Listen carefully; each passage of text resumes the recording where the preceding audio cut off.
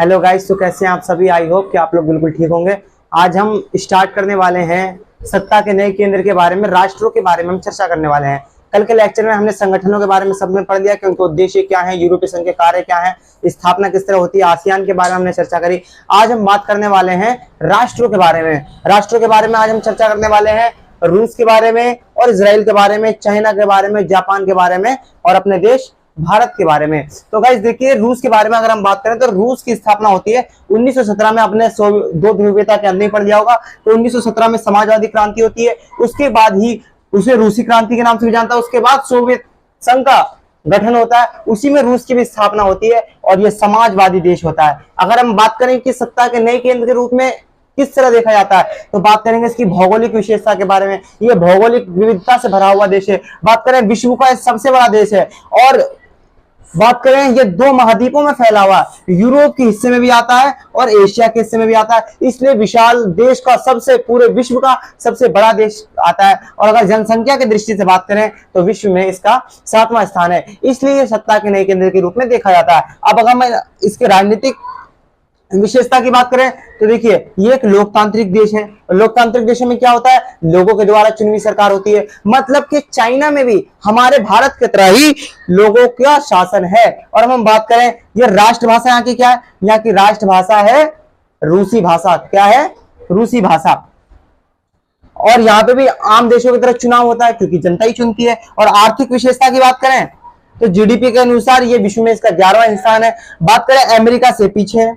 ये देश भले ही विश्व का सबसे बड़ा है लेकिन जीडीपी के मामले में कहीं ना कहीं ये पिछड़ा है। क्यों? क्योंकि विश्व में इसका 11वां स्थान है। बात करें अमेरिका से बिल्कुल पीछे, पश्चिमी देशों से पहले ही पीछा था, आज ही पीछे है। और खनिज संसाधन और गैस भंडार यहाँ पे अपार मात्रा में पाए जाते हैं। अब बात करें सैन्य विशेषता। सैन्य विशेषता भी यहाँ की सेना भी मजबूत है, काफी टेक्नोलॉजी वाली सेना है। यहाँ पे सैन्य प्रौद्योगिकी बहुत अच्छा है। इसलिए सत्ता के नए केंद्र के रूप में रूस देखा जाता है। अब आपके पेपर में 4 नंबर का क्वेश्चन आएगा, तो ये पॉइंट क्लियर। अब आपके 4 नंबर कहीं नहीं जाने चाहिए। अब बात करें इजराइल की, तो इजराइल एक बिंदु के समक्ष पश्चिमी एशिया के बीच में आता है और एक यहूदी देश है। इसका निर्माण होता है 14 मई 1949 को फिलिस्तीन से अलग होकर इस देश का निर्माण होता है।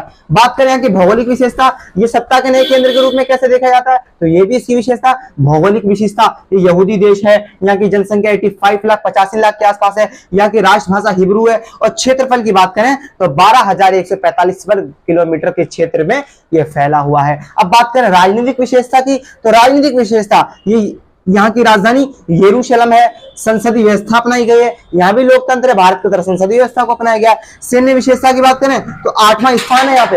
ये देश भले ही छोटा हो लेकिन यहाँ की जो विशेषता है,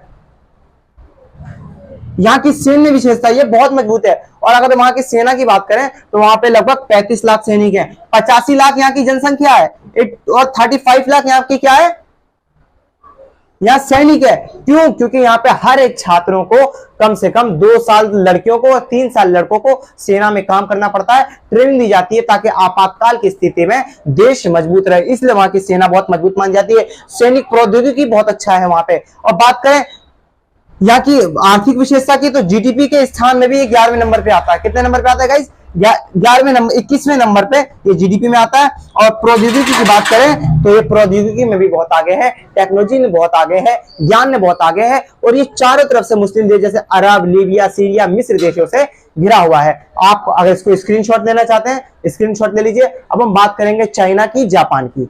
ठीक है गाइस, जल्दी से इसका स्क्रीनशॉट ले लीजिए।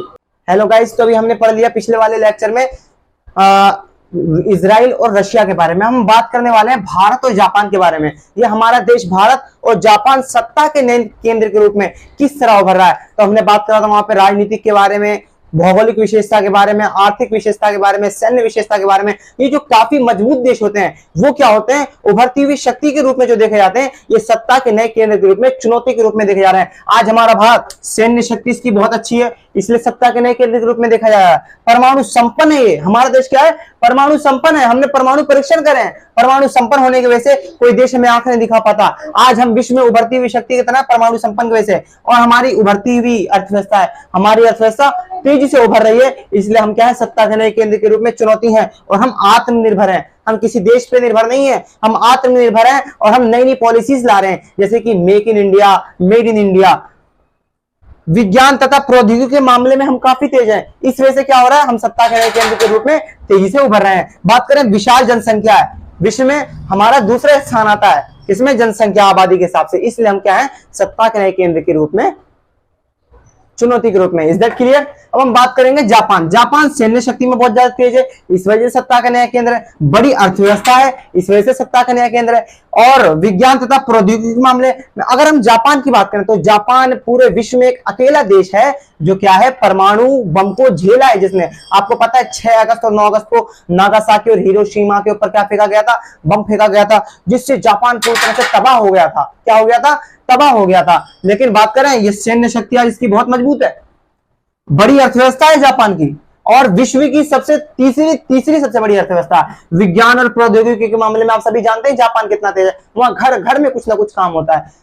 और अगर जनसंख्या के हिसाब से बात करें तो विश्व में इसका कितना स्थान है, 11वें नंबर पे आता है। और बात करें भौगोलिक विशेषता इसकी काफी है, काफी सारी भौगोलिक विशेषताओं से ये भरा हुआ है देश, इसलिए ये जो दोनों देश हैं वो क्या है, सत्ता के नए केंद्र के रूप में उभर रहे हैं। अगर आप इसको स्क्रीनशॉट लेना चाहते हैं तो स्क्रीनशॉट ले लीजिए।